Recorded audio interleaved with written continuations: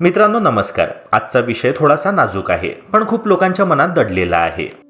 एक प्रश्न मी तुम्हाला विचारतो. तुमचा जोडीदार चांगला आहे, पण संसारात शांतता नाहीये. भांडण नवरा बायकोमध्ये होतं, पण त्यामागे कारण दुसरंच कोणीतरी असतं. सासू सासरे म्हणतात, आम्ही तुमच्याच भल्यासाठी बोलतो, पण तुम्हाला गुदमरल्यासारखं वाटतं. जर यापैकी एक जरी प्रश्न तुमच्या मनात हो असं उत्तर देत असेल, तर आजचा व्हिडिओ शेवटपर्यंत पहा. कारण आज आपण सासू सासऱ्यांचा हस्तक्षेप, नवरा बायको मधील वाढते वाद आणि हे सगळं नातं न तोडता कसं हाताळायचं यावर खूप प्रॅक्टिकल आणि वास्तव उपाय सांगणार आहोत. मित्रांनो, आपण सगळेच नेहमी ऐकत आलो आहोत की लग्न म्हणजे दोन कुटुंबांचा संगम. ऐकायला हे वाक्य खूप गोड, भावनिक आणि आदर्श वाटतं. खरंच लग्नामुळे दोन वेगवेगळी कुटुंब एकमेकांशी जोडली जातात, नाती वाढतात आणि एक नवा संसार सुरू होतो. पण प्रत्यक्षात आयुष्यात पाहिलं तर ह्या संगमाचा सर्वात मोठा भार अनेकदा एकाच व्यक्तीवर येऊन पडतो, आणि ती व्यक्ती म्हणजे सून. कारण लग्नानंतर मुलगा बहुतेक वेळा त्याच वातावरणात राहतो, त्याच लोकांसोबत वाढलेला असतो, तर मुलगी मात्र पूर्णपणे नवं जग स्वीकारत असते. तिच्यासाठी सगळंच नवीन असतं: घर, माणसं, पद्धती, अपेक्षा आणि नातेसंबंध. त्यामुळे संगम म्हणताना जिथे समतोल असायला हवा, तिथे प्रत्यक्षात जुळवून घेण्याची जबाबदारी जास्त करून सुनेवरच येते. नव्या घरात पाऊल टाकताच तिला अनेक गोष्टी शिकाव्या लागतात. कोणत्या वेळी काय करायचं, घरातल्या सवयी, परंपरा, नियम आणि अनेकदा न बोलता अपेक्षा सुद्धा. त्यात रोज ऐकू येणारी वाक्य तिच्या मनावर नकळत परिणाम करत जातात. आमच्या घरी असं नाही करायचं, आमच्या काळात असं नव्हतं, तुझ्या आईकडे असं असेल पण इथे नाहीये. सुरुवातीला सून ह्या सगळ्या गोष्टी समजून घेण्याचा, सहन करण्याचा प्रयत्न करते. कारण नवीन नातं आहे, घर सांभाळायचं आहे, कुणाचं मन दुखवायचं नाही अशी तिची प्रामाणिक इच्छा असते. त्यामुळे बऱ्याच गोष्टी ती मनात साठवते, बोलून दाखवत नाही आणि स्वतःलाच समजावत राहते. पण मित्रांनो, समस्या तेव्हा सुरू होते जेव्हा हा हस्तक्षेप हळूहळू वाढू लागतो. नवरा बायकोने एकत्र बसून घेतलेले निर्णय, पैशांचा वापर कसा करायचा, मुलांचं संगोपन कसं करायचं, अगदी रोजच्या साध्या गोष्टी सुद्धा, कधी उठायचं, कधी झोपायचं, काय खायचं, यामध्येही सतत सूचना, टीका किंवा नियंत्रण येऊ लागतं. तेव्हा सुनेला असं वाटू लागतं की आपल्याला स्वतःचं मत मांडण्याची, स्वतंत्रपणे जगण्याची मुभाच नाहीये.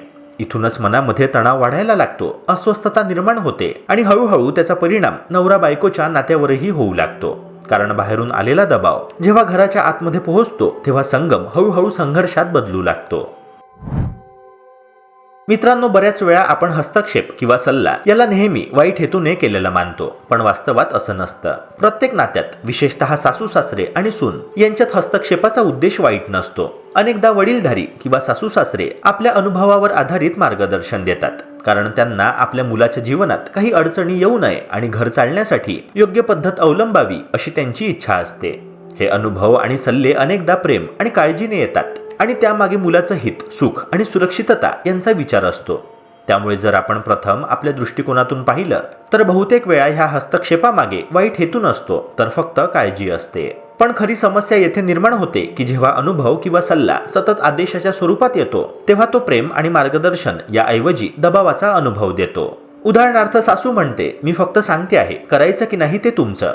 पण जर तीच गोष्ट रोज सांगितली गेली, तर सुनेला असं वाटू लागतं की तिच्या मतांचं कौतुक होत नाही आणि तिच्या निर्णयावर विश्वास ठेवला जात नाही.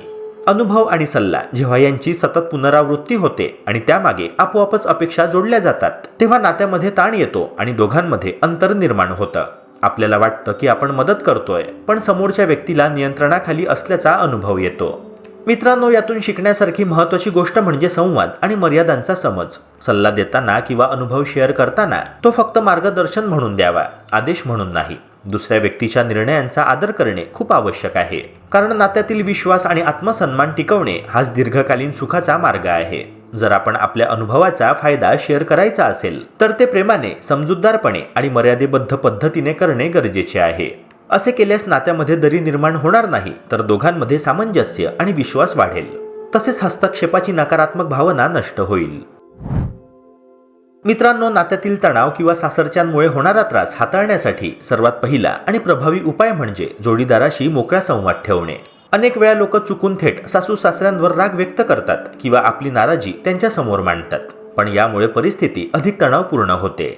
खरा फायदा जोडीदाराशी बोलण्यात आहे, कारण तो किंवा ती तुमचा पहिला आधार आहे आणि नात्यातील सामंजस्य टिकवण्याची सुरुवात त्याच्याकडूनच होत असते.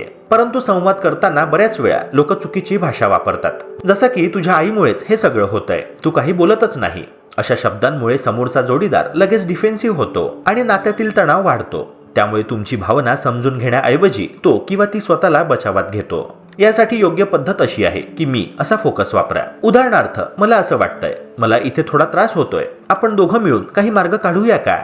मित्रांनो, अशा शब्दांमुळे नात्यामध्ये विश्वास टिकतो आणि दोघे मिळून समस्या सोडवण्याची ऊर्जा निर्माण होते. लक्षात ठेवा की तुमचा जोडीदार तुमचा शत्रू नाहीये, तर तुमचा पहिला आधार आहे, जो तुमच्या भावनांना समजून घेऊन नातं मजबूत करण्यास मदत करतो. मित्रांनो, नात्यातील त्रास कमी करण्याचा दुसरा महत्त्वाचा उपाय म्हणजे सीमा ठरवणे. पण ती ठरवताना भांडण किंवा रागाचा वापर टाळणे. अनेक वेळा आपण आपली मर्यादा सांगताना भावनिक प्रतिक्रिया देतो किंवा वाद वाढवतो, ज्यामुळे संबंध ताणले जातात. परंतु खरी सीमा म्हणजे स्वतःचा सन्मान राखण्याचा मार्ग आहे आणि ती सांगताना आपल्याला उद्धट वाटण्याची किंवा समोरच्याशी संघर्ष करण्याची गरज नाही. सीमा हे फक्त स्पष्ट संकेत असतात. कोणत्या गोष्टीमध्ये सल्ला चालेल, कोणत्या गोष्टीत निर्णय आम्ही स्वतः घेऊ आणि कोणत्या गोष्टी प्रायव्हेट आहे. उदाहरण म्हणून आपण म्हणू शकतो की तुमचा अनुभव आम्हाला महत्त्वाचा वाटतो, पण काही निर्णय आम्ही स्वतः घ्यायला शिकू इच्छितो. मित्रांनो, हे विधान समोरच्या व्यक्तीला आपला अनुभव आदराने स्वीकारायला लावतो, पण एकाच वेळी तुमची स्वायत्तता आणि निर्णय घेण्याची क्षमता देखील स्पष्ट होते. अशा प्रकारे आपल्याला नात्यातील अंतर कमी करता येते, कारण संवाद प्रत्येकाच्या अधिकारांचा आदर करून होतो. सीमा ठरवताना लक्षात ठेवा की उद्धटपणा किंवा राग व्यक्त न करता स्पष्टता राखणे हे महत्त्वाचे आहे. यामुळे सासरच्यांशी किंवा जोडीदाराशी संबंध अधिक संतुलित होतात, तणाव कमी होतो आणि दोघांनाही सुरक्षित आणि आदरयुक्त वातावरणात राहण्याची संधी मिळते.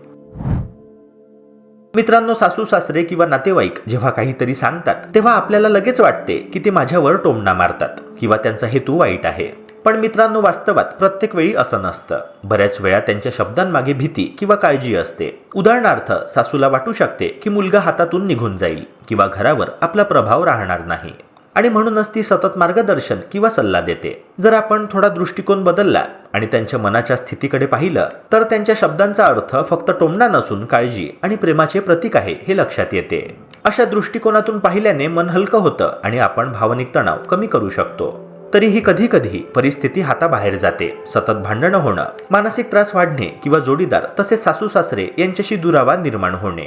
अशा वेळेला मदत मागणे कमजोरी नाही, उलट ती शहाणपणाची आणि समजूतदारपणाची पद्धत आहे. नात्यातील समस्यांवर एकटेच विचार करत राहणे अनेकदा तणाव वाढवते आणि निराशा निर्माण करते. यावेळेस आपल्याला विश्वासू व्यक्तीशी किंवा तज्ज्ञांशी बोलण्याची गरज असते. आपण मदत मागू शकतो. विश्वासू मित्र, कुटुंबातील समजूतदार व्यक्ती किंवा थेरपिस्ट यांच्याशी आपली भावना मोकळेपणाने शेअर करणे फारच उपयुक्त ठरते. त्यांच्या मार्गदर्शनाने परिस्थिती समजायला सोपी होते, आपल्याला नवीन दृष्टिकोन मिळतो आणि मानसिक आराम मिळतो. मदत मागणे म्हणजे कमजोरी नव्हे, तर आपल्या स्वतःच्या आणि नात्यातील आरोग्याची काळजी घेण्याचा मार्ग आहे. अशा प्रकारे आपण तणाव कमी करू शकतो, समजूतदारपणे निर्णय घेऊ शकतो आणि नात्यांमधील विश्वास आणि सामंजस्य टिकवू शकतो. मित्रांनो, शेवटचा आणि सर्वात महत्त्वाचा मुद्दा म्हणजे स्वतःवर विश्वास ठेवणे. आपल्या जीवनातील महत्त्वाचे निर्णय, तुमचं लग्न, तुमचा संसार, तुमचं आयुष्य हे फक्त तुमच्या आणि तुमच्या जोडीदाराच्या हाती आहे.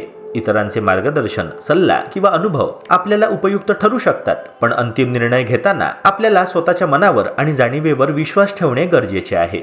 स्वतःवर विश्वास ठेवणे म्हणजे तुमच्या निर्णयांची जबाबदारी स्वीकारणे आणि त्या निर्णयांसाठी स्वतःला सक्षम मानणे. सर्व नातेवाईकांचा आदर राखणे हे नात्यातील सामंजस्य टिकवण्यासाठी आवश्यक आहे, पण त्याच वेळी स्वतःच्या मताचा आणि स्वायत्ततेचा अधिकार विसरू नका.